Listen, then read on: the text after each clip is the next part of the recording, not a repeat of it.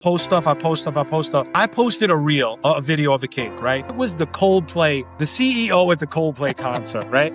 We made a cake. I'm going to bring it up on my phone right now because I have to see how many views it's got. I did this ridiculous Coldplay cake, right? It was a burn cake. Right now. I saw that actually. I saw it. I saw that. This cake. And it burns away and it has them ducking down as it burns away, right? Today. I saw that. Right now. This is free. I posted it. No boost. No paid ad. 23.6 million views. At 41, he made a cake, a favor for a friend, and everything cracked open. He didn't go to culinary school. He didn't grow up in a bakery. He grew up on the 7 train, soaking up graffiti, hip-hop, pop culture, building an artistic eye in the loudest classroom on earth, New York City. Then life happened. Corporate years, responsibility, the safe path. And then at 41, he made a cake, a favor for a friend, and everything cracked open. He posted a photo. 90 seconds later, he got a new name, The Cake Don. Since then, he's gone from kitchen experiments to reality TV to building a business that survived the pandemic by pivoting in real time, creating edible art for legends. Panic attacks, anxiety, depression, no money in the bank. Like, I tell my story and people are like, fuck, yeah, me too. Now I get on social and I tell my story. I go, I left a job at 41. I tried to be an artist, to do these cakes, panic attacks, anxiety, depression, no money in the bank. Like, I tell my story and people are like, you know, and I think it resonates with people. I'm a huge Kiss fan. And then Gene shared it, which was Kiss shared it first on their page. Main page, yeah. That's on all cool. their platforms. And then Gene shared it, which is almost like make-believe. It's insane. Yeah, right. Crazy. Michael Strahan. Yeah, we did a cake for Strahan, and they rolled it out on Thursday Night Football on air, on ABC. They rolled it out for him. They sang, the whole crowd, they sang out. It was, What cake do you think, what was your hardest cake and what cake is your favorite cake that you've done? Well, listen, the favorite cake I've ever made is the King Tut cake. That first cake. Without that cake, I'm selling you an Acura today. I don't know what I'm doing. I don't know what I'm doing today, man, because the company I used to work for was sold. So, but that King Tut cake is so meaningful to me. I got Tut on my arm. I carry Tut with me. That's awesome. Yeah, look at that.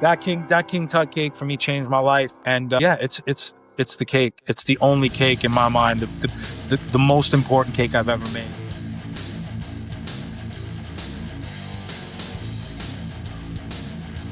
Welcome to the Apex Lifestyles Podcast. I'm your host, Bob GDMD, and here as always with my co-host, Dennis V. How are you, Bob? I'm doing great, man. What did I call back in August? You know, I thought you were out of your mind when you said Patriots are going to the Super Bowl.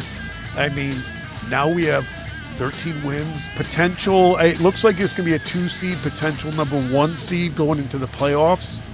If things play out right, they could be in a really good situation.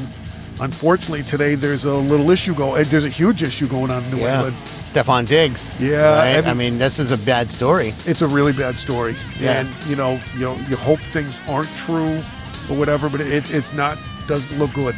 No, and it's a big hit for Patriots Nation, you know. Of course it is. We were standing up tall again after 5 years of Tom, stepping away and rebuilding, and we were flying high, but let's see how it plays out, man. 100%.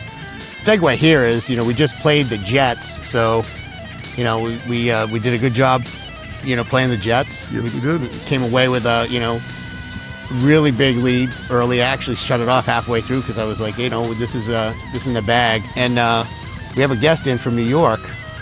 Not a Jets fan, though. Not a Jets fan. He's a Giants fan. We just made sure that we wouldn't dig on his team right in front of him, But anyway, this guest, he's amazing. Like, he didn't go to culinary school. He didn't grow up in a bakery. He grew up on the 7 train, soaking up graffiti, hip-hop, pop culture, building an artistic eye in the loudest classroom on earth, New York City. Then life happened. Corporate years, responsibility, the safe path. And then at 41, he made a cake, a favor for a friend, and everything cracked open. He posted a photo. 90 seconds later, he got a new name, The Cake Don. Since then, he's gone from kitchen experiments to reality TV to building a business that survived the pandemic by pivoting in real time, creating edible art for legends. Today, you're going to hear the real story how reinvention actually happens. When the clock is ticking, the bills are real, and you decide you're all in. This is Apex Lifestyles, and this is the Cake Don.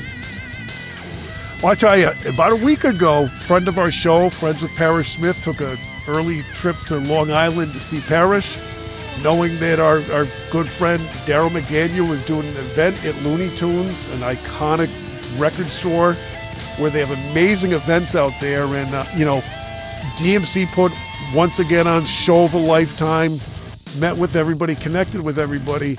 And while he was talking, he mentioned the Cake Don. And then I looked him up on social media, had a good little chat with him on the side. And here we are another week later, and we have him on. This guy is unbelievable. Cannot wait to dive into this today.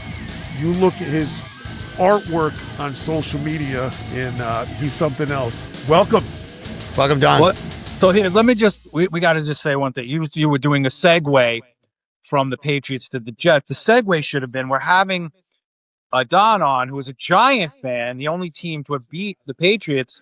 That's right. And right. Eli is Tom's daddy, who is now eligible for the NFL Hall of Fame, they announced. So let's just give a little shout out to the Giants and to 100%. Eli. You could talk shit about the Jets all you want, but let's just give a nod to the Giants. Yeah, I have to. Don, that right there, Patriots were so concerned about running the table that year, and Giants took care of business. Well, listen, we all, Super Bowl. Even the Giant fans thought the Patriots were going to run the table, man. I mean, like, we were hopeful, but I mean, it just was like a movie. If that was actually a movie, that game was a movie. That was 100%. Yeah, 100%. Yeah, that was a Hollywood script, and we watched it play out. And then a couple years later, it happened again. And then it happened. Some guys just have they're in the guy's head. Maybe Brady would never admit it or whatever, but sometimes this other team's just in some people's head, man. It's and now for the Giants, let's talk about the Giants a little bit. We suck this year, but with this new kid, Dart, the quarterback, and Scatterboo, running back, and I mean, the future's looking good. We should have lost the last game of the year to get the number 1 pick, but speaking of that, Dennis, you remember last season we were at the last game, and we were at the Bills and Patriots last year. They put in the backup quarterback, and of course, he wants to show the world what he can. Yeah, he's going to be a superstar. And he beat the Bills, and we went from number 1 to number 4. And we're sitting there like, I think we're us and maybe 50 other people, the only people in the whole. It was unbelievable. But yeah. Have you guys have you seen highlights of Dart and Scatterboo at all? They're unbelievable. Unbelievable. The future is coming. Here's the thing, though. If I'm the owner or the whoever's running the show there, the GM, they got to sit these two guys down and they got to say, if you don't go out of bounds and if you keep doing backflips in the end zone, you're going to get fined $100,000. Like 100%. Yeah. You can't listen. Scatterboo, I love him. He's out of his mind, but he scores a touchdown. He wants to do a backflip. He's going to blow his ACL out. Of course he is. He's going to blow his ACL out. So you got to put a heavy fine in. And Jackson Dart, he cannot go up against these linebackers. They're going to kill him going out of bounds. Mm-hmm. Just go out of bounds. Just go out of bounds. I know you're a badass and you're proving yourself, but we got to keep these kids around a long time. It's been a stretch, man. I had to look at Daniel Jones for a few years, and it was. Oh no, you have 2 really nice foundational pieces now. Yeah. I mean, listen, we had Saquon, which who even knows how that happens. We let him go, but things are looking good for the Giants, and I'm a huge Knicks fan. So right now, the Knicks are looking amazing, and so I just wanted to get that. That's great. Giants in there. Yeah, shout out to New York. Yeah. Nod to the Giants, man. So speaking of New York. You grew up in New York. And I mentioned the 7 train, right? Yeah. So I'm a city kid. Talk about that. Yeah, I'm a city kid, born and raised in Queens. So the 7 train, for anybody who doesn't know the line, it starts in Flushing, Queens, and it goes through the whole borough of Queens, and it ends up in Manhattan, takes you to the city. And we used to take this train to the city. I mean, we were like, it's not like it's different. We were like 12, 13 years old. We would just go on the train, go to Manhattan, walk around. It's a different world now, you know? It is different now. You know who it's not different for, though? Kids that are born and raised in Manhattan. You will still see young kids out walking to the store, getting on a train. They go back and forth to school. But when you get out to the suburbs a little bit, people are a little shook. They don't let their kids do as much. But we used to get on the train, and back then, the graffiti artists were a huge deal, man. Like, so I'll back up a little bit. How old are you guys? 53. 50. Yeah, so I'm 50. I just turned 57. So no internet, no hip hop, and no cell phones. Okay. Just tell a kid that right now. No internet, no cell phone, and no hip hop. Hip hop didn't exist, right? So I'm a kid. And then the birth of hip hop comes. And then with it comes all the other elements, the breakdancing, the fashion, the graffiti, the DJing, that movement. And I was in that age group where, 12, 13 years old, we immediately gravitated towards the hip hop, graffiti. I'm an artist. So I instantly started trying to find all these graffiti guys to follow. There's no internet. You can't search graffiti. So we would get on the trains and going through Queens, you would be able to see all this graffiti that was getting done on the trains and on the buildings and stuff. And then I would go back in my black book at home and I would just try and rip off all these graffiti styles that I was seeing. That stuff, that the graffiti, the music, the fashion, the movies that I watched back then, the music, everything, it laid the foundation for my art. And it's still to this day, the foundation. It's such a solid foundation to build upon for what we're doing. It's what sets us apart in the cake world. We're not coming at it from, a traditional baking. You walk in my shop, the wall in my shop is the 7 train. When you walk in, it's a little bit of a different kind of thing. And going around the top of the shop is giant cassettes of all the cassettes I used to listen to on the train, which is the actual. So it's almost, you walk in and it sort of tells a story. So, yeah, that's basically, a latchkey kid. I would come home, only child. My mom worked in the city, let myself in, listen to music, play my drums, do my artwork, and watch TV, man. It's really every day. And it laid the foundation for everything that I still love. All the stuff that is really important to me is the stuff that I was exposed to around that time period. It's funny. I grew up in Connecticut outside of New London in Mystic. And, I really gravitated to hip hop immediately, especially in 84 is when I really started, when Run DMC came out with a Run DMC album. But you were living outside of New York at that time was much different because you had access to everything in the hip hop world right in front of you, from the fashion, from the music. When that came out, you had the access. So what was it like being immersed in that culture where everything was evolving before it was presented to the world? Yeah, so I'll give you a quick story that it's burned in my brain. It's almost like it's a movie or a TV show. I went to all boys Catholic high school, Holy Cross High School, all boys Catholic school, jacket and tie, the straight up all boys Catholic school. A kid walked in the school. He was from Hollis, Queens. So we came from all over the place to this school. It wasn't just like people from that neighborhood. This kid lived in Hollis, Queens. He walked in and he had on a white leather goose gown with a white fur collar on the hood. I mean, this is right in the beginning. Like, this isn't, Yo MTV Raps is not on. This is in the beginning. And I saw this kid with this leather coat, with this hood. And I immediately said, I got to find out who this kid is. I got to find out where he got that coat. So I walked up to him. I'm like, yo, where'd you get this coat? He's like, I got it at the Coliseum Mall on Jamaica Avenue. And I'm like, okay, I got to go to the Coliseum Mall on Jamaica Avenue with this coat. And he started bringing in cassettes to school of rap before it was, he had LL stuff that wasn't, LL didn't even get released yet. We were hearing it on cassette. He was from Hollis, Queens. So if you think about Hollis, if you guys don't know Hollis, LL was right there. Salt and Pepper, Run DMC lived there. They were all right. This was all happening in real time. These people were all trying to get record deals, and we were getting cassettes of this stuff before somebody would rap about Farmers Boulevard, and we would go drive to Farm. We would have to That's go drive. great. We would go drive over, and we were like, "This is Farmers Boulevard," And then the bridge, Queensbridge.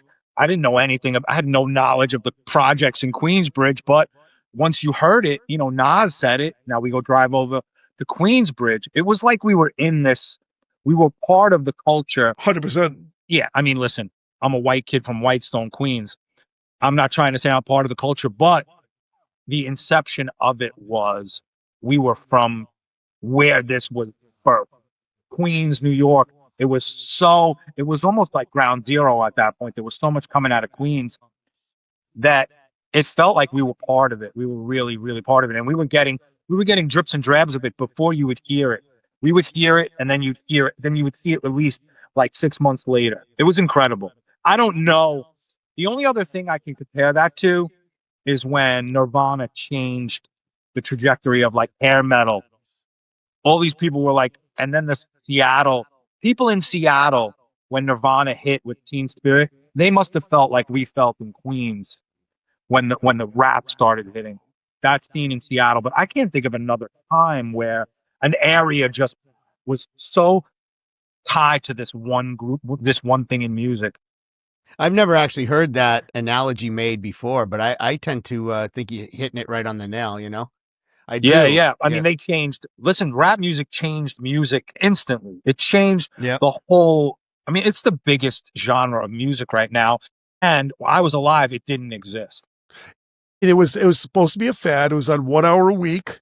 If you're lucky, we'd have our cassette tapes ready to tape those songs. And then Yo MTV Raps really begun to put it out there to the world, because now you got to, I mean, MTV that did that for everyone.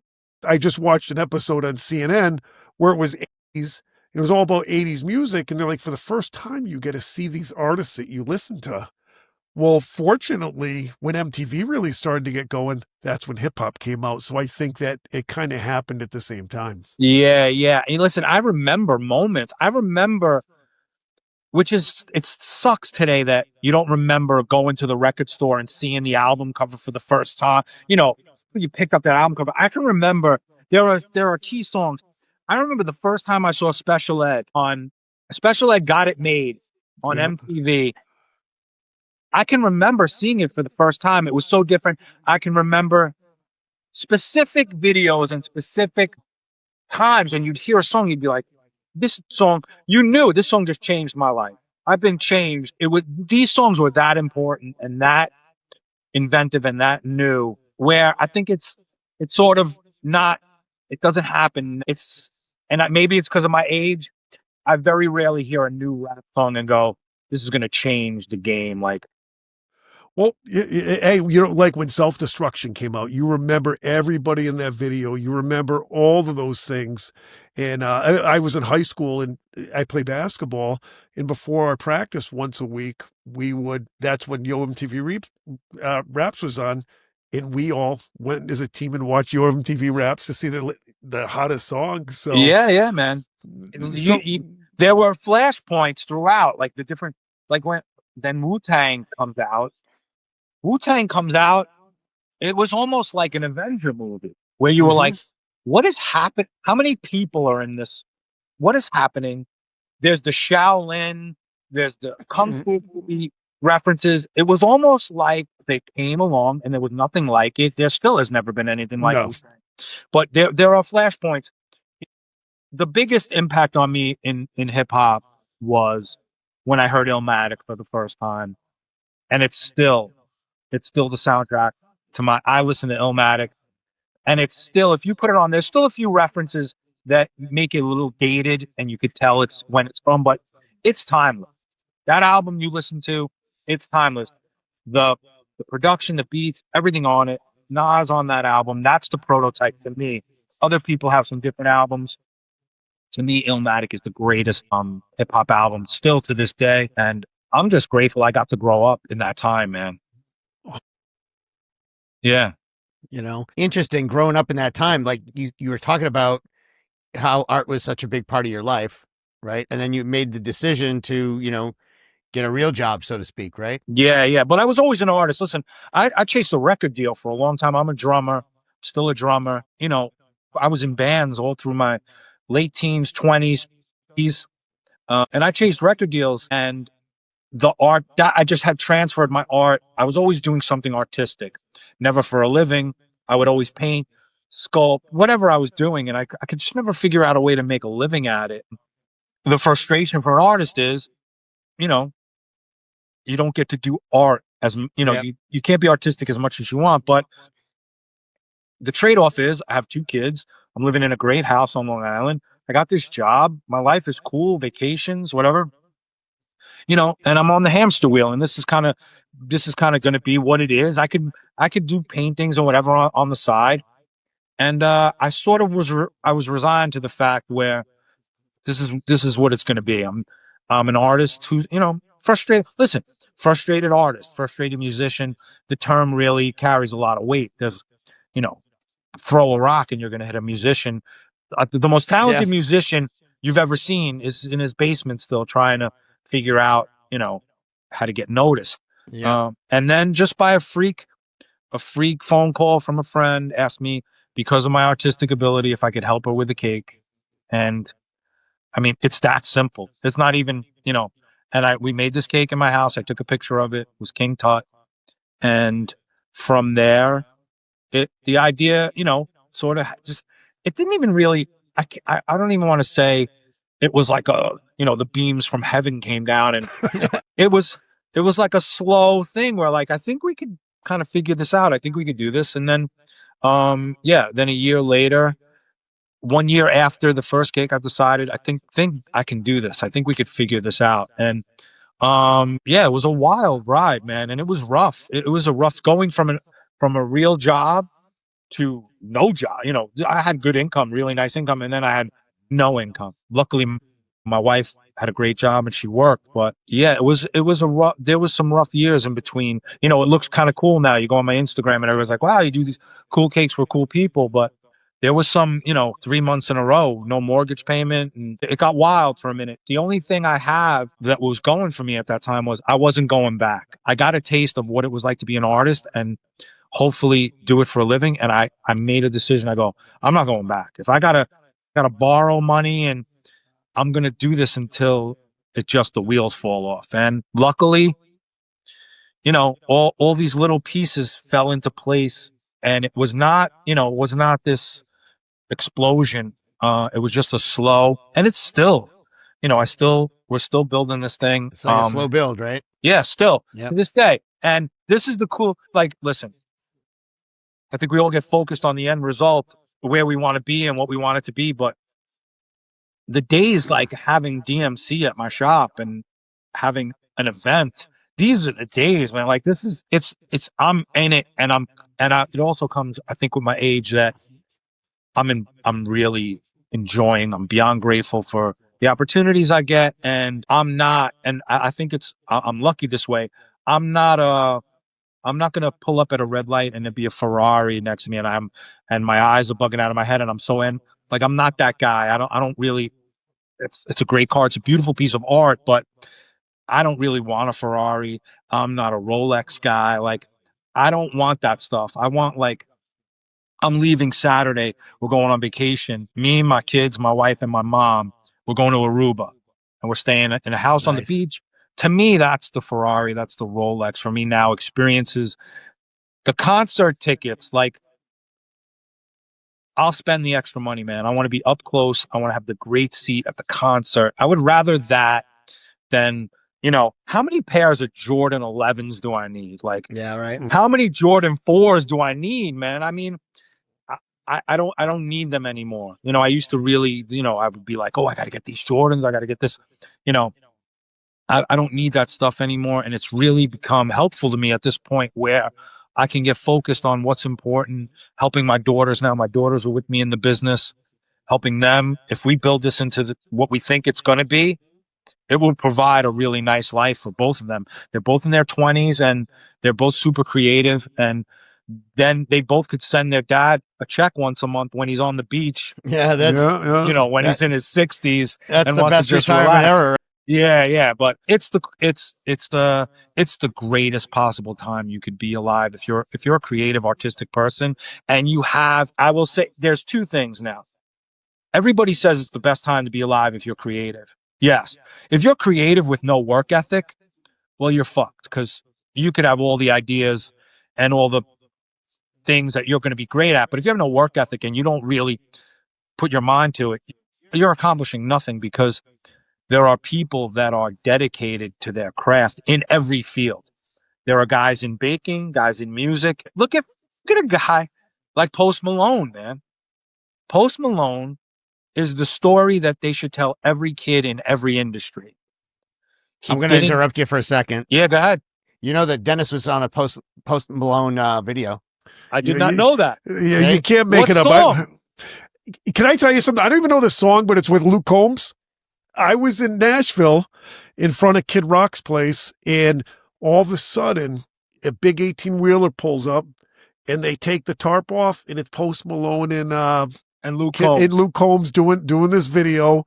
And I mean, if you still do the still shots like 5 times, you'll see me. It's just, but it's really, I just love their creativity. They're authentic individuals, and yeah. Well, look at him.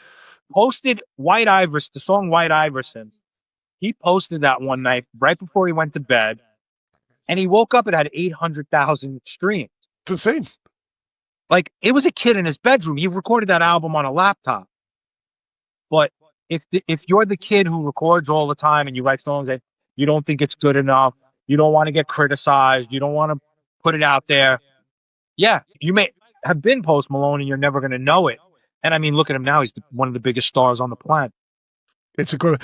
So staying within the same lane, what makes your cake yours? But it's exactly what we just talked about, man. It's where I'm drawing my inspiration from. I never was in a bakery when I was a kid. I don't have a bakery background. I don't have a culinary background. So when you call me up to design a Muhammad Ali cake, I'm going to design you a piece of artwork. Like, yeah, here's a piece of art that I would want you to display. The only difference is you're going to eat it at the end of the night. If you contact a bakery, they're going to be like, okay, we could put a picture of Muhammad Ali there. Yeah. a pair of boxing gloves, maybe, the Everlast logo, whatever. I'm creating this thing like almost like a diorama, an edible diorama if I was in school and I was really trying to just design this thing, because for me, every cake we put out of here, you can eat it and whatever, it doesn't go away because it gets posted on Instagram and it lives forever. That's so cool. It's that Aerosmith cake, like, we could talk about it. People could go on my Instagram and it's there forever. So it's almost like a piece of artwork that lives forever on social. It's gone, but there is a record now of all my artwork. Like, you could scroll through my Instagram and just sit and go, wow, check this out. That's what sets me apart from regular bakeries. And listen, I'm doing this a really short period of time, man. I made my first cake. I was 41. I went to work in a bakery, but I'm doing it on my own now. 11 years. 11 years in a business is really, that's an eternity. but the guys on Long Island that are doing bakery, that's true. 50 years, 54 years, 47 years. These bakeries that I'm competing with, these guys have been open generational, like father to son to grandkid. That's who I'm up against. But that's really what sets myself apart. And I still do graffiti, and I sell it out. I'm doing graffiti on canvas, and we sell it out of the shop. My artwork gets sold in my shop. Like, that's so cool. These hoodies is my artwork. We sell these in the shop. So there's very few bakeries you're walking in. I don't know if there's another bakery you could walk in, order a custom cake, get cupcakes, buy graffiti on canvas, some merch. Like, it's a unique experience that we're sort of cultivating as we go along. And it's funny, if you're not saying it wouldn't have worked, but go back, when you were 20, and if you tried to do the same concept where it's like the perfect storm where social media was there to put it out to the world. You want to know really what I think it is? People like my story. There's a reason people watch Rudy over and over again. Yeah, 100%. They watch 100%. Rocky. They watch Rocky over and over. There's a reason when in Pursuit of Happiness, the scene with Will Smith and his kid, and he tells him, don't be a professional basketball player.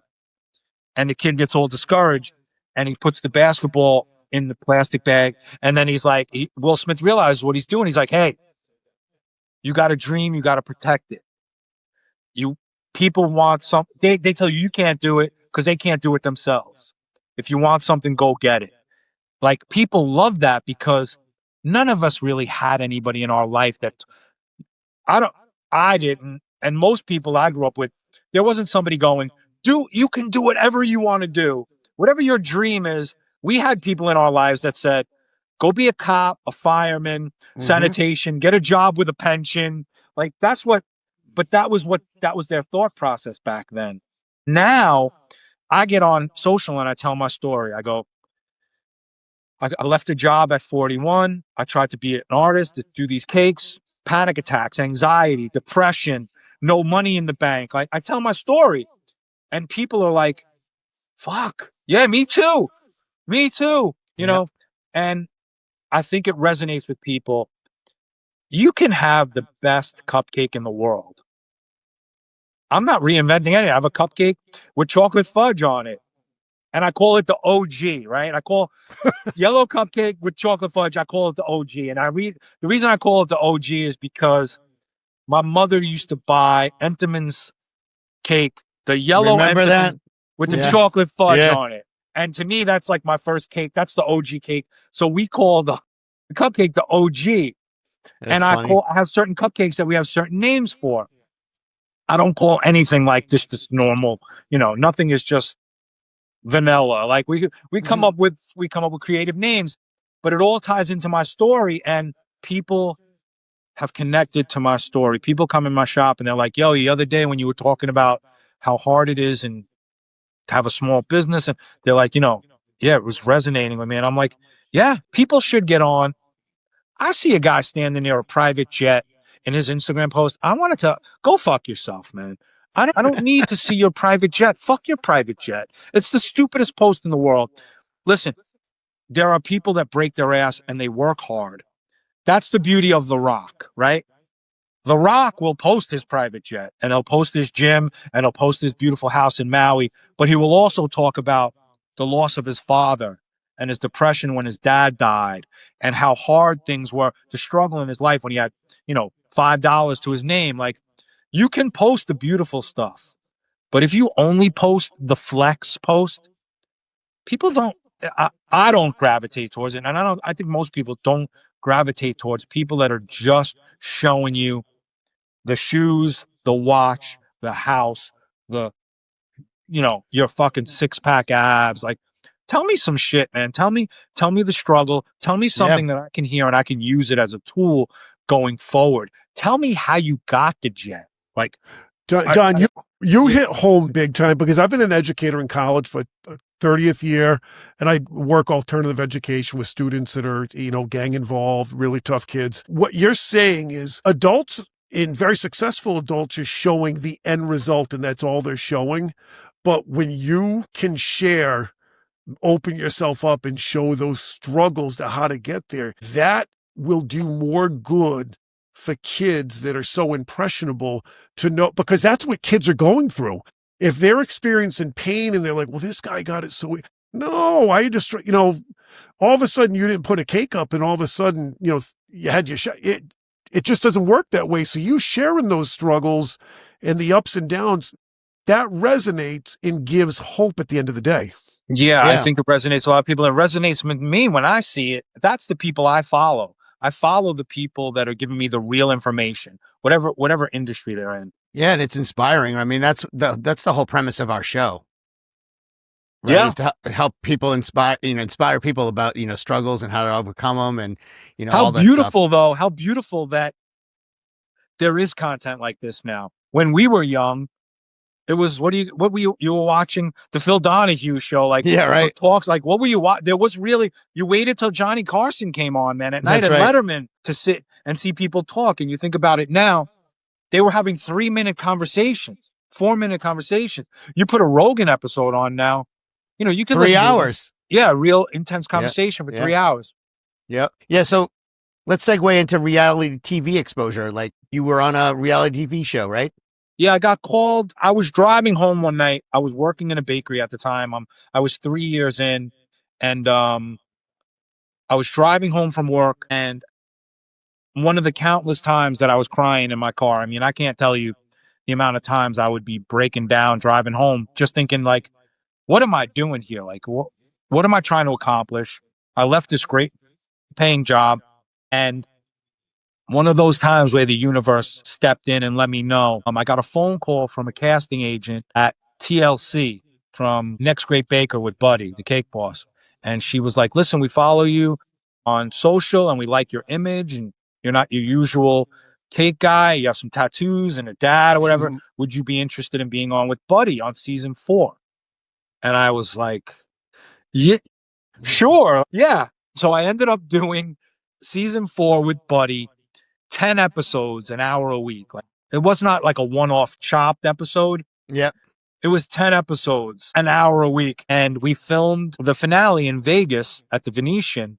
And one of the producers was like, if you go back to work in a bakery, you're crazy. Like you should really try and open up your own shop. And at that point, I mean, I had no money. Like I had ran through all the savings and the show aired. And not long after, I opened my first shop, man. I opened the first cake con shop. So cool. So cool. Yeah. It was a great experience. I mean, I ended up meeting a bunch of great people on there. And I tell people it's a little different now. Reality TV is a little different now. You can make your own reality TV now on YouTube. But back then, it was priceless. If you could get on a show like that, it was instant recognition. If you could throw TLC or the Food Network patch on your chef coat, that's gold. Yeah, that was like putting the MLB logo on the back of the New Era hat, man. That was almost like a legit. Yeah, so that really helped. It didn't bring, the floodgates didn't open, but it just was another step along the way.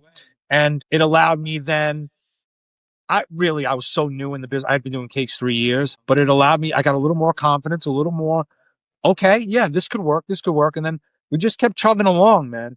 What cake do you think, what was your hardest cake and what cake is your favorite cake that you've done? Well, listen, the favorite cake I've ever made is the King Tut cake, man. That first cake. Without that cake, I'm selling you an Acura today. I don't know what I'm doing. I don't know what I'm doing today, man, because the company I used to work for was sold. So, but that King Tut cake is so meaningful to me. I got Tut on my arm. I carry Tut with me. That's awesome. Yeah, look at that. That King Tut cake for me changed my life. And it's the cake. It's the only cake in my mind, the most important cake I've ever made. It kind of goes back a little bit, but I have to ask you this. I mean, is it safe to say when you had that job that, that was the safe life, and then all of a sudden you crossed the line of where that stability and structure of the safe life went away? Scary, yeah. Huh? Listen, most people don't do it. Most people won't listen. And they're probably making the right decision by not doing it, because the failure rate is probably 99.9%. If you've quit your job in your 40s and you start some new field that you've never done before. But my age, I never could have done it in my 20s or 30s. I was twisted so tight. Like I was not prepared for. Now I'm in my late 50s, man. I'm going to be 60 years old in 3 years, right? I'm so calm now. Like shit happens and I'm like, all right, we'll figure it out. We'll figure this shit out. Like, yeah, that's your just life experience, right? Yeah, that's it. I've been through so much stuff that I go, I know this. We'll figure this out. Like you get comfortable sitting in the dumpster while it's fully on fire. On fire, right? yeah. Yeah, I'm in the dumpster. It's on fire. But let me just hold on. I got to tie my shit. Like, yeah. There comes this calm. But think about this. Could you imagine if you never did that? Think about what, when you're in that safe job, what was quietly being taken away from you and what has emerged that the world can see that you have this talent. Yeah. Listen, I think about it all the time. I see people, friends, they have that look, man. They are checked out, brother. They hate what they do every day. They hate their job. Listen, and it's it. Some of them hate their partner. They hate where they live. But what's the exit strategy at 40, 45? You can be unhappy, but, you know, what am I, what am I going to do? I don't know. Something else. You can do something else. Right? You could always do something else. Doesn't get any simpler answer than that, man. Something else. Right? But time becomes how valuable the time is our equity now as we get to this age. You know, when you're in your 20s, I'm going to live for fucking ever. I'm going to. Yeah, right. 20s. This is like an episode of The Real World. This Right? is the inception. It's funny when you were talking about being on the show. You ever think when The Real World came out in Jersey Shore that they were really setting the trend for the next 20, 30 years? Yeah, but think about who the original, speaking of the OG cupcake, the OG was Ozzy. He was. Yeah, for sure. Osborne's was even before Jersey Shore. Yep. Where he went, he did this show where he followed his family around, and how incredible that was. People like to see inside people's lives, man. People they do. to get a look behind the curtain. The problem happened was the producers got involved, and then everything got fake and scripted, and it was the real world, but not that real anymore. Yeah, for sure. So talk about what's harder, man? Like getting the taste right or the the artwork right? And what drives you? You know what I mean? You can make the best looking cake in the world, right? I charge you want a cake for, a wedding, and you buy some $1,200 wedding cake. If my cake tastes like shit, you're never coming back. That's true, right? It could be the most spectacular looking cake, but if those 170 people at the party go, that's the worst cake I've ever tasted. That's true. Yeah, that's true. There's a design flaw in the cake. Yeah, there is. There's a design flaw. The cake has to taste real. It has to taste good. And that really I made it a point. The bakery business has suffered a little bit where the stuff doesn't really taste great anymore. And we've made a real effort to make sure this stuff tastes really good. And if we have to spend a little more money, because ingredients now are crazy. If you have to spend a little more to get those really good ingredients, the return on investment is worth it. We spend a little more on the ingredients, but I get you now as a customer. You're going to come back. So the taste is in the food industry. Listen, if I go get the greatest burger in the world and it's on a paper plate, I do not give a fuck. It's the great. It's the great. I'd rather the greatest burger on a paper plate than fine china and this mediocre ass burger. So the answer every day is it has to taste great. Now, once you get that figured out, people want their shit to look right. Like, if you hire me to make a cake and you want to be the two of you, I'm making a cake for you guys, right? To celebrate the podcast. And the two of you are on the cake. If it looks like, Ernie and Bert and not you guys, you're going to be we might be a good Ernie and Bert, but I think I'm Ernie. You're probably Bert. I don't know. Yeah, you're going to be like, yo, that doesn't look, so it has to, the look has to come if you're going to charge the amount, but the flavor has to be there. Don, it's funny. I think about, you talk about this uncertainty that happens and then your business takes off. And I, as an educator, I know when the world shut down, when COVID happened, what did the first COVID week look like? And then the next big question is why cupcakes? All right. So I don't know if you guys, what was happening in your life when that decision got made. I remember the day where they said restaurants, you can't go out to eat, sporting events. So I remember the day. March 16th, 2020. I'm in the cake world. So catering halls and restaurants now are closed, right? And at that point, I don't have a cupcake business. I just have a custom cake business. So catering halls and restaurants are closed. We're fucked. We're dead in the nobody. And who's going to blow on a cake and then eat it during COVID? That's true. Didn't even think of that. Yeah. Let's cut this up and now eat it. Let's contaminate the whole room. Nobody's going to eat it. Nobody wants a cake. Everybody's freaked the fuck out. And for whatever, another thing where I don't know how it happened. Things just sort of, this is how my life works. I'm a frog on a lily pad, and I just keep going to this next lily pad. I said to myself, we got to make some cupcakes today. Let's make some cupcakes. We made 4 cupcakes: chocolate, vanilla, cookies and cream, and fudge. And I made a dozen cupcakes, right? 3 of each. And I posted on all my social media. If you buy this dozen cupcakes, I will deliver it for free. Pay for the cupcakes.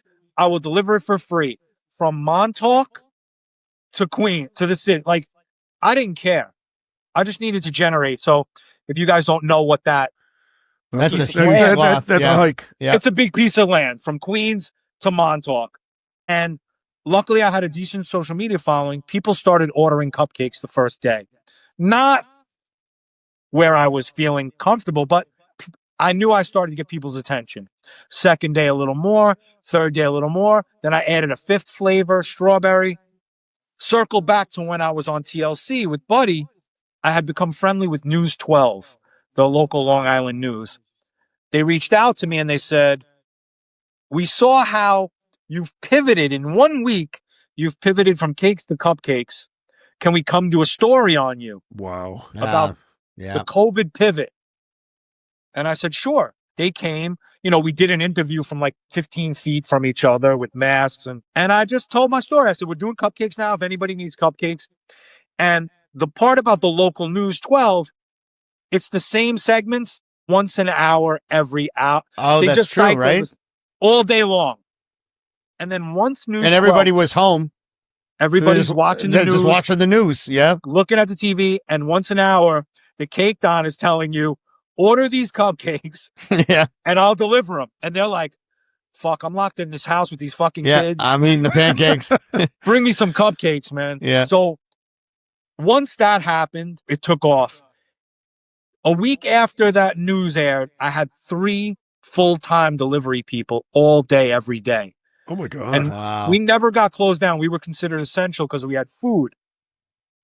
But I didn't even have a minute to think how much trouble we were in.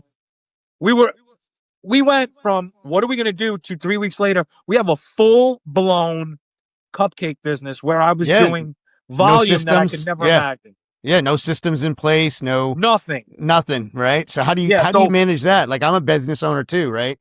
And the pandemic was a different animal for us, but man, like 3 weeks to blow up. Like, talk about that a little bit. Yeah. So it was a good problem to have, right? All I had to do was figure out tomorrow's order. I got to get enough cupcakes made to fill tomorrow's orders, right? And then as long as these 3 delivery people showed up, they worked all day. They delivered all day. Yeah. We're going to get them to the houses. Yeah. And the nice part about the deliveries was nobody was even answering their door. So you just had to You go, just drop it off. leave it on the front Yeah. stoop and go. Nobody even wanted to see you, nothing. And people started calling me, and one woman one day, and I still can't remember who she is. She hasn't come forward. I've mentioned her many times in interviews. She called my shop and she said, I want to order 3 dozen cupcakes. And I said, cool. I took the flavors and I said, where are we delivering? And she says, I don't even really want these cupcakes. I just want to support your business. Wow. And I was like, wow, that's really, look at that. that's beautiful. Thank you so much. She goes, you know what? Send them to the emergency room at North Shore Hospital. Because if you remember at that Wow. time, the frontline workers Yep. in the beginning of COVID, these were like the hero. Like, Yeah. And they didn't know like, how it was send going to them- affect them either. You yeah. know? She's like, put my family's name. So we wrote, here's to all the workers, whatever. And we dropped them off at North Shore Hospital. All the nurses took pictures of the cupcakes with my package and they put it in their Instagram stories and tagged me. Lord. The next day, customers started calling, sending it to the precincts, to the firehouses, to all the hospitals, to their doctors. This became a thing now where we were delivering every day to our customers and to frontline workers. And this lasted for months, man. Like this lasted for months. It got so big. Me and my daughter saw an empty spot. We signed a lease for a cupcake shop in the middle of hardcore COVID, we signed a lease to open up a brick and mortar cupcake shop where Wow. nobody was opening anything. When we called the landlord, he was like, wait, you want to rent the space? And we were like, yeah, we want to rent the space. And we opened up a cupcake shop. So out of that, the most horrific thing ever, I now had two full-blown, I had a cake business and I had a cupcake business. And then slowly the cupcake business kept the lights on for the cake business. Yeah. We ate from those cupcakes, and I had a sign in my shop and it said cupcakes keep the lights on, man. And That's awesome. That's amazing. yeah. And we lived off the cupcakes for a long time. And then the cakes came back. And then now I have custom cake shop, cupcakes. Yeah, it's a crazy story, but that pivot story is very common in COVID. A lot of Yep. people, the side hustle became their hustle, Yep.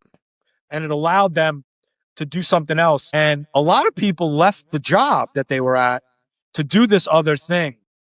It gave them the opportunity to do it, you know? Yeah, the guys who were in trouble were the ones who said, I'm just going to sit and wait it out. We'll wait. And that's why all these restaurants went out of business. The Yep. diners went out of business, bakeries, bagel stores. Yeah, they just went out. The Yep. money ran out. 100%. I'm going to segue. So you've got a custom cake business going. Now you got the cupcakes going. You got your Instagram social media is going. You know where I'm going with this now. Where you Right. going? Lay it on me. So now we have cakes, on stage with Aerosmith, Yes, sir. right? Tell the audience how did you start to get, and maybe give us a litany of some of the notable cakes that you've done. I've seen J-Lo, I've seen Yeah. Michael So what Strahan, listen, how did what that even, happens- how do you go from making cakes for everybody's, wedding to now making a cake that's on stage with Joe Perry and Aerosmith? yeah. So this is what I tell everybody in business. Whatever service industry you're in, the person you're serving that cupcake to might be a regular housewife, right? She might be a mom from the town. But what you don't know at the time is you find out a year later, you did a cake for her. She's the party planner for J-Lo's birthday. Wow. And she had such a good experience with you.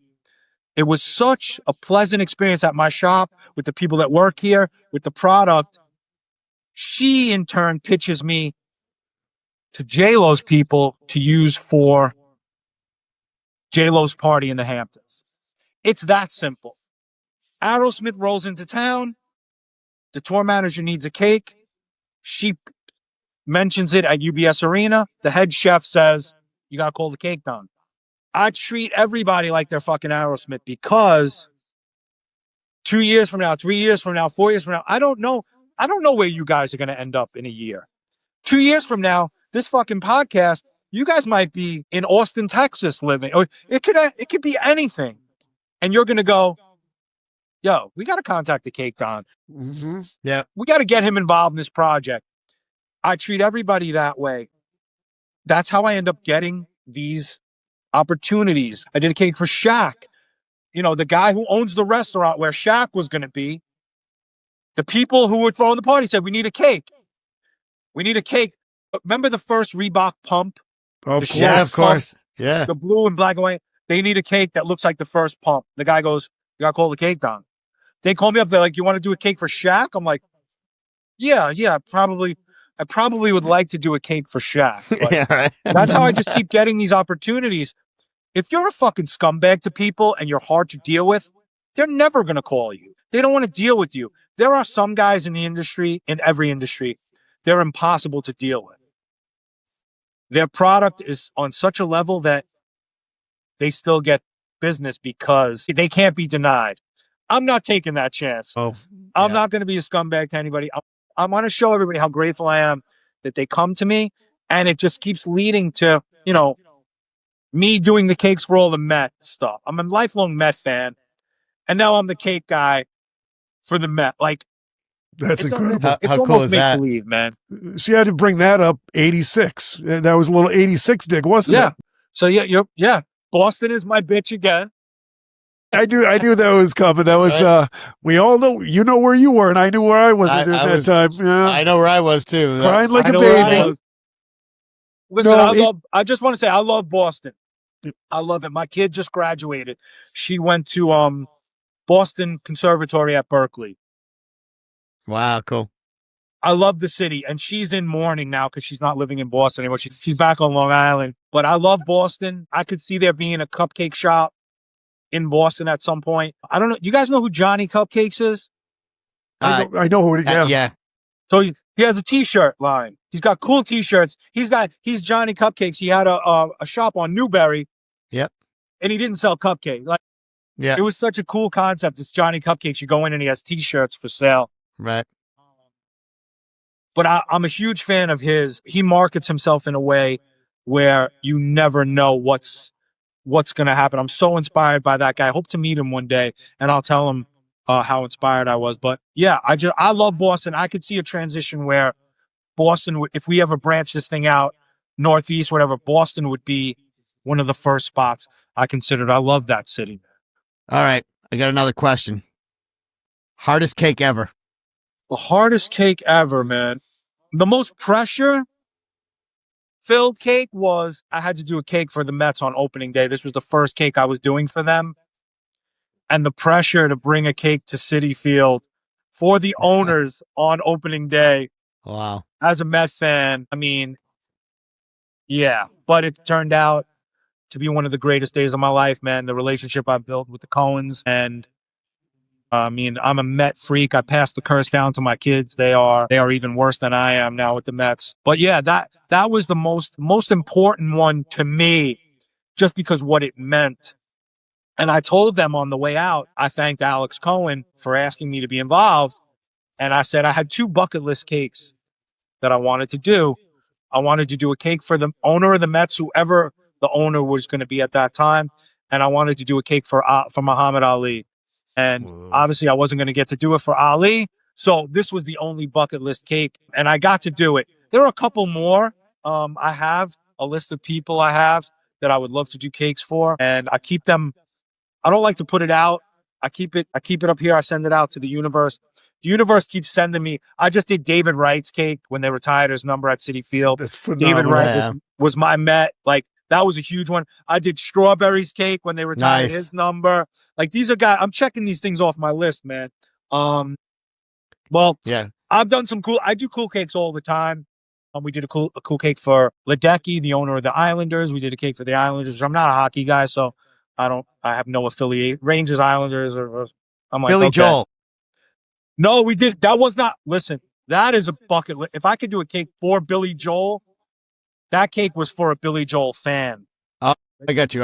Yeah, that guy was a fan of Billy Joel, and he wanted me to recreate Billy Joel playing the piano for him. But Yeah, if I could ever do a cake for Billy, man, Billy for us is, I don't know who's the poster child of music in Boston. Like, who would that even be? Joe Perry. Is it Joe? Yeah, Steven and Joe, right? Yeah. So for us, like, Long Island it's Billy Joel. He's the fabric of every. It's like the guy. It's like Springsteen in Jersey. Yeah. So for us, Billy Joel, I would love to do a cake for Billy Joel. And I saw it too. Yeah, you did a kiss cake, and Gene actually commented on that. Gene actually shared it, man. That's so cool. Yeah, he shared it on his Twitter page. And is it Twitter? Is it? I don't even know. I think it was. Well, it's X now, but yeah, it's X. But I can't call it X. It's almost impossible to call it X. Yeah, right. I'm a huge Kiss fan. And then Gene shared it, which was Kiss shared it first on their page, main page. Yeah, that's on all so cool. their platforms. And then Gene shared it, which is almost like make believe. It's insane. Yeah, right. And crazy. Michael Strahan. Yeah, we did a cake for Strahan, and they rolled it out on Thursday Night Football on air on ABC. God.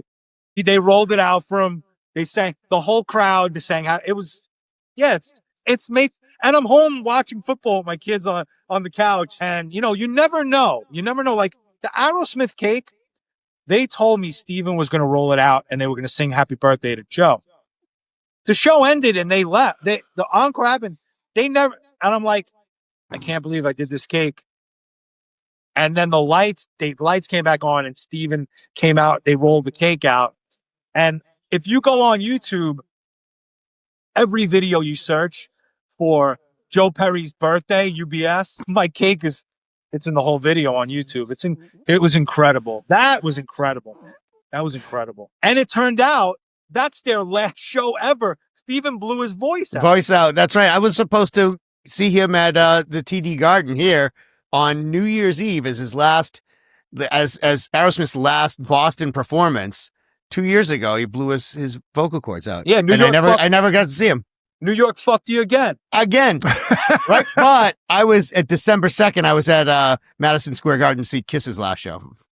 Yeah, I'm glad I didn't go to that. Yeah. I'm glad I didn't go. Oh, I had a great time. I watched it. I've seen Kiss. I didn't want that to be my last memory. Like, yeah, it's true. It's kind of like, seeing him limp off the stage a little bit. I was so disappointed. And just swallow your pride for a minute. Bring Ace and Peter out. Like, yeah, true. They're so responsible. They didn't even acknowledge them. Like, which is too bad. It was a little fucked up for me, but listen, I'm such a fan. They're responsible for I became a drummer when I was a little kid because of Peter Criss, because Kiss Alive, the first Kiss Alive album. That's why I became a drummer. I'm him and Alex Van Halen. But I was so disappointed. I had seen them a couple of times, a couple of years before. And from where I was sitting on the side of the stage, I could see Gene kept going and sitting and putting the oxygen mask on. And I'm thinking to myself, that's not a superhero anymore. I don't want to see Gene with the I know. the oxygen mask on. I know. But I got to tell you, I'm going to go on this podcast and I'm going to make a bold prediction now. And if you're a Kiss fan, Paul Stanley and Gene Simmons' sons, do you know about them? Oh, yeah, for sure. I actually met Evan at the Viper Room. So Evan last year, yeah. And Gene Simmons' son, Nick, they're putting a CD, album out. Yeah, they are. Yeah. Yeah. So it's almost like a Simon and Garfunkel vibe. I was exactly what I was going to say that. Yeah. But this is a bold prediction on my part. This is a total Kiss mind fuck. This is a bullshit ploy to keep us distracted. Those two are going to put the makeup on and they're going to take Kiss for the next fucking 30 years. Nick and Evan are going to be Gene and Paul with the makeup. I can almost guarantee it. How could they not? How could they not put the makeup on? They're so talented. They're such good singers. Those two guys are going to put the makeup and they're going to get two other young guys. And this is going to be the Kiss, whatever you want, the Kiss Legacy Tour. And the sons of Gene and Paul are going to go on tour. And if they're not planning it, shame on them because they should be planning it. Yeah, we got to get Doc. I would buy tickets. Yeah, we got to get Doc McGee on that. I'm sure he's already thought about it. You know what I mean? I'm sure they're already thinking about it. I can't be the only one that knows if Gene Simmons' son put the makeup on, he would look just like him. And if you've seen Evan perform, he dances just like Paul. Like his dad. Yeah, absolutely. I saw him at the Viper Room. Yeah, he dances just like Paul. Yeah. And he's super talented kid, man. Yeah, for sure. Yeah. So when that happens, you could post this. Oh, we'd have to. Oh, yeah, for sure. 100%. We'll go back and make a little clip out of it. With the date on it. Yeah, we'll tag you. I haven't seen that posted anywhere. No prediction, but it has to be. It has to happen. I'm going to put it out to the universe because I would love to go see that. Oh, I'm going to tag this on YouTube, so it's going to start the algorithm will start cranking on it. Yeah. If for young kids watching this episode, what would you want them to take away about betting on themselves? Listen. So here's a quick story about my kid. She played softball. My youngest played softball, and then do you ever have a kid that played travel softball or soccer and you're driving all over the fucking place? Oh yeah, 7 days a week and you're all over. There are kids that should do that, right? Kids that are really, really super gifted, and my daughter should not have been doing that. Like, she played softball, but we should have not been dedicating. The problem today, parents tell their kids they're the best at everything. And they get this warped sense of how good they are at stuff. You got to be honest with the kid, man. I told my daughter, you shouldn't be playing softball. You should be singing and act like that's your thing. And then what happened 5 years later, she ended up at Boston Conservatory. We could have stayed distracted with travel softball and it would have been a total waste of time. She would have got no scholarship. Parents are The parents are delusional with their own kid. They think if they keep building these kids up, the kid, I tell these kids, find what you're really good at, not what your parents tell you you're good at. 100%. Find what you're really good at, and do that thing. Just because your parents tell you you're a great artist, we'll hang anything on the refrigerator. We don't That's true. care. It's That's true. our kid, man. Every bowel movement is a golden egg. Like, we don't care. It's our kid. Find what you're good at and do that thing, not what your parents tell you you're good at. And the key for young people, get around other people that are good at it. With social, you could find your tribe real easy, man. You could get surrounded by like-minded people, because if you type in, bracelet making in my area, you're going to find all the people that are making great bracelets. For me, I was a graffiti kid sitting in my house. I didn't know, I didn't know how to find other graffiti kids until you start talking to kids at school. And it's almost effortless now for you to find like-minded people. I think it also leads to a lot of these kids get caught up. They don't socialize off the computer. They find these tribes on the computer, and they get caught up, man. That they live their life in these chat rooms and Zoom calls and video games, and it's too easy to find the tribe. But I tell all these people, man, be realistic with yourself. You know if you really want to do it or not. You see these people their parents want them to be a doctor or a lawyer, and that's not what this kid wants to do. You also have to live and pay bills. So you could really want to do something, but if you're not good at it, it's never going to equate to a living. There's nothing wrong with being an artist at night when you come home from your job. There's nothing wrong with it. It's a beautiful outlet. And if your art is never going to pay the bills, how foolish to pursue this career that it's never going to happen. It's either in you or it's not. It's either in you or it's not in you, man. You meet kids every day, all day, right? Mm-hmm. You've met kids where you go, whatever that kid does, he's going to be successful. I know it. You can feel there's a juice, man. There's an energy that some of these kids give off. They have it young. Some people get it at 12. Some people figure it out at 20. I figured it out at 41 years old, man. It took me till I was 41. I couldn't figure it out. Like, I was working, but I couldn't figure it out. So just be patient. Figure out what you love to do. The patience is the thing too, man. The social media has made it instant gratification. I post a reel. It doesn't get as many likes as I'm devastated. I don't care. Like, I post stuff. I posted a reel, a video of a cake, right? It was the CEO at the Coldplay concert, right? We made a cake. I'm going to bring it up on my phone right now because I have to see how many views it's got. I did this ridiculous Coldplay cake, right? It was a burn cake. Right now. I saw that, actually. I saw it. I saw that. This cake. And it burns away, and it has them ducking down as it burns away, right? Today, I saw that. Right now, this is free. I posted it. No boost, no paid ad. 23.6 million views. I don't even know. Wow. That's great, man. Look, can you see it? You can see it. Absolutely. Yep. 0.6 million. I paid 0 cents for that. So you know what? If the next day I posted something and it got 500 likes, I don't give a fuck. 23 million views. That is a halftime commercial on the Super Bowl. Of course it is. Yeah. That people paid millions of dollars. I got that for free. Wow. Because I just posted it. I post and I tell everybody 3 times a day, 10 stories a day. 3 times a day, morning, noon, and night, and 10 in my Instagram, 10 a day. If nobody looks, I don't give a shit. But you know what's going to happen one day? The owner of the Mets is going to see it, and they're going to call me, and they're going to need a cake.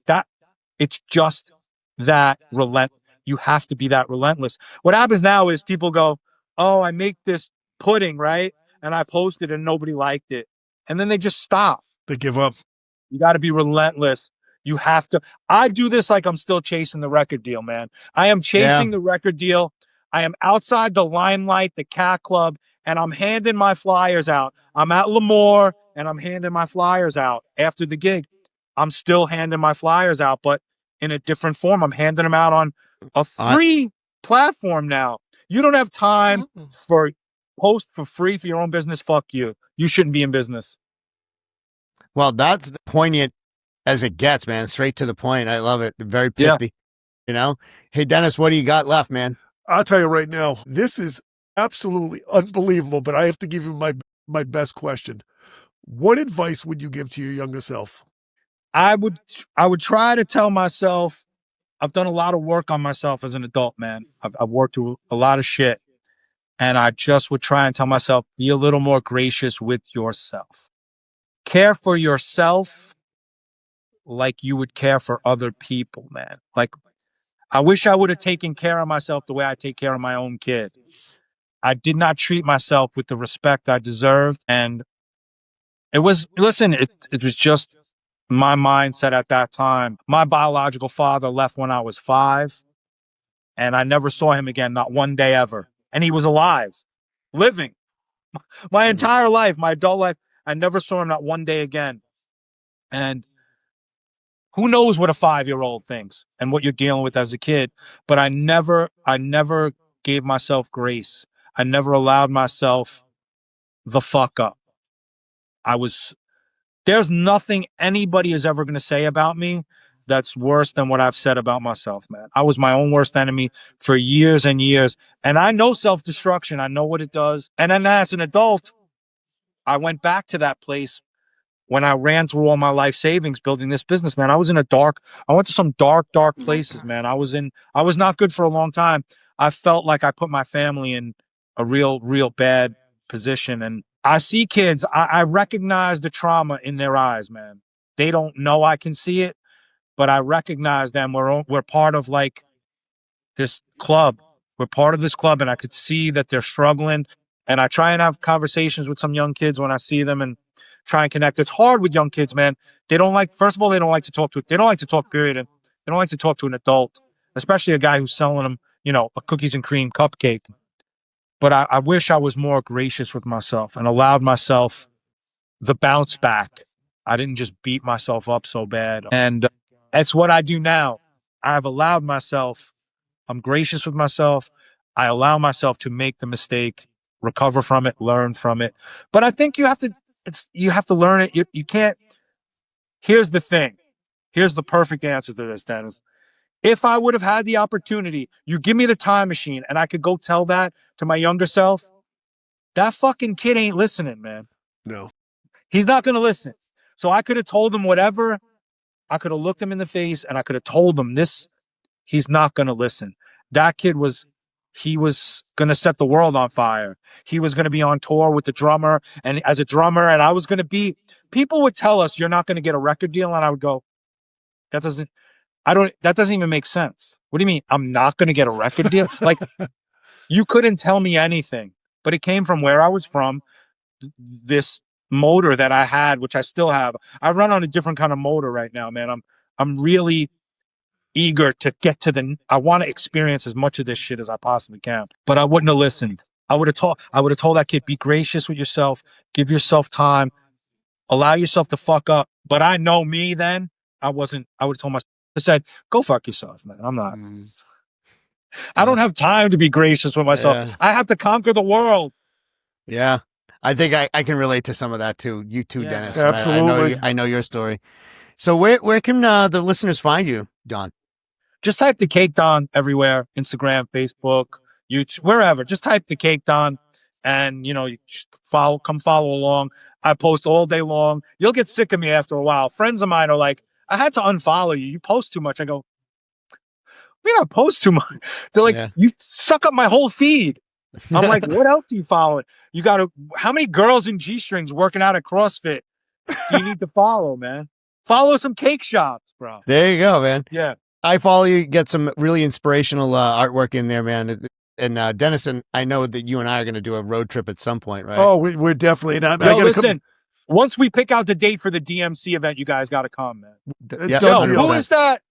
Who's the bodybuilder behind you, man? I think, is it Cutler? That's Jay Cutler. Yeah, Jay Jay Cutler, Cutler. Yeah. I couldn't Yeah. tell if it was Jay or not. Yeah, it's Jay. Another very inspirational cat, man. Yeah, 100%. And we got bodybuilder pictures all over here. The story goes deep on the bodybuilding thing. But if you go and check us out on YouTube or whatever, we got all sorts of bodybuilders on there. But with that, 30 seconds, right? 30 seconds. What does Apex mean to you? Apex? Yeah. The word Apex. Yeah, the word Apex. Like, so we're talking about Apex lifestyles. It's like the pinnacle of for life, me, that's, right? Yeah, it's the apex. You're at the top. So the apex for me is you better be prepared because you're the only one standing on that point, man. And all the ones hungry are coming for you. Yeah. Now the real work, once you get to the apex, the real work starts because you have to be able to balance on that point and kick those motherfuckers down when they're coming for you with the other foot, man. So you're balancing on that peak and you're trying to keep everybody down. You want to stay up there as long as possible. It's the music industry. It's professional sports. It's whatever industry you're in. Nobody stays at the top forever, man. And when you get to it, I'm fucking enjoying it right now, man. I am the custom cake guy on Long Island right now. And I'm not saying it to be cocky and to be, I found like this niche. And if you need a custom cake on Long Island, I'm the guy. But there's a kid in his kitchen. There's a girl in whatever. She's going to come along and she's going to post a cake and I'm going to go, holy fuck. Yeah. They're coming. The next Drake May is out there. You know what I mean? I will give you when fucking Bledsoe watched Tom Brady walking off the sideline. Bledsoe went, well, okay. I'm gonna go open a winery.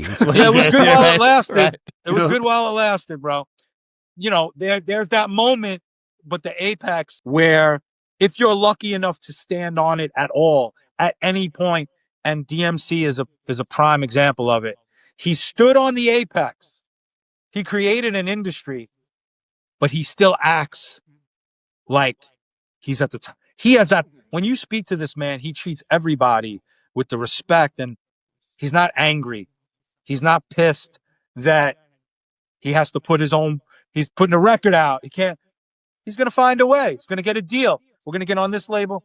He's remained gracious with himself. He's kind to himself, and in turn, he's kind to other people, man. And then I hope, really what I hope for is when you leave and we log off, when you speak up, we go home, you have dinner, whatever, you go out, you speak of me in a way that's people would like to meet me or come do business. You don't log off and go, what a fucking dick that guy was, man. We've had, how many of those meetings have you had where you went, oh yeah, you guys look at each other and you go, what the hell was that? Yeah. Listen, I'm not here to sell you a cake or cupcakes that's not my place. My place is to come tell my story, tell about how I got here. Some guys would get on and go, I have the most delicious cake and come get my cake and here's my cake. Like, that's not, you guys were gracious to have me on and I'm not here to be a used car salesman. I'm just here to share my story. And what will happen is somebody will see it and then they'll ask me on their podcast and then they'll ask me on their podcast. And then hopefully one day, I'm sitting across from Chris Williamson doing his podcast. And it's just on our way, man. We're on our way somewhere. Yeah, man. Thank you so much for coming on, man. Yeah, I appreciate it, guys. You had a pleasure. Incredible story, and I'm looking forward to a road trip, Dennis. 100%. And why don't you wrap us up, Dennis? It's kind of, it ties into what you talk about. Bob and I went out, we've done events, my eyes and ears are always open, and I'm always looking to connect with somebody, and we definitely connected in the short minute or two. And it turned into one of the best episodes we've had. I have a lot of former college, high school students, and we have peers, and it's spread. We have followers and subscribers. You call them on YouTube, and you'll resonate with many people, and you're going to get them to think, and to think. to think about, how. Yeah, man. So thanks for coming. And be happy with what you're doing, regardless of what you're doing, man. Just 100%. appreciate it. I will tell, if you're in a room surrounded by people you don't want to be with, you got to just get out of the room, man. That's Job, true. relationship, friendship, whatever. If you're in a room that is taking a toll on you, get out of the room. Surround yourself with people that you want to talk to, that you're interested in, man. So I appreciate you guys. Hopefully we end up in a room together soon. Absolutely. Dennis. It's go time. All right.